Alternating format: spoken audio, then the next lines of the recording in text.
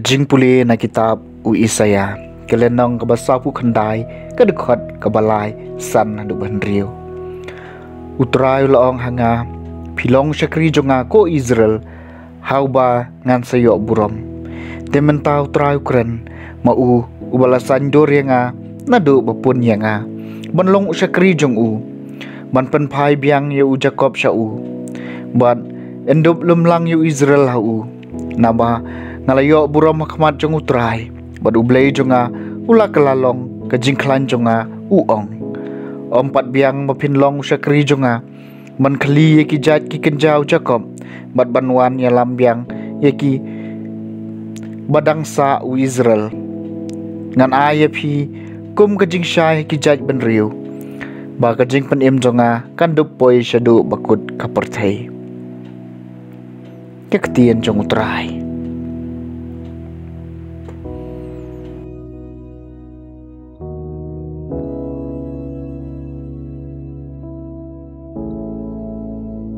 kajing puli naksiti banengkong u Paulus bakut syagi Krista na Korint kalnong banengkong kadekot nengkong hadu balai u Paulus ya walakot dakamon ublay banlong u apostol jong u Krist Jisu lembar u para jongi u Sosthenes ha kabalang ublay kebah Korint ha kito kibalapan kentang hau Krist Jisu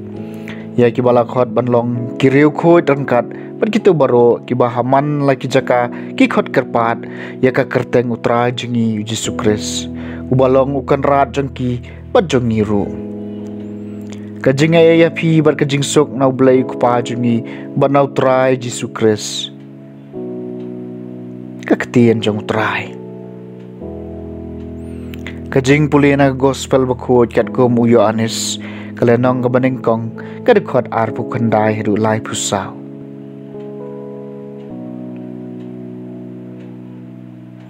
ha kata kapor Yohanes li ibo Jisu lawan syu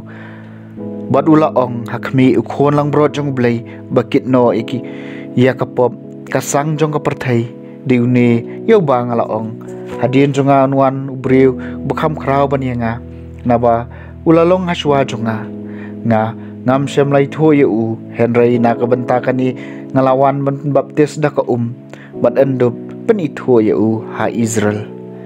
bat u Yohanes ai kasaki ngalawi iyo men siembo hiar na beneng kum kaparo berusaha halor jong u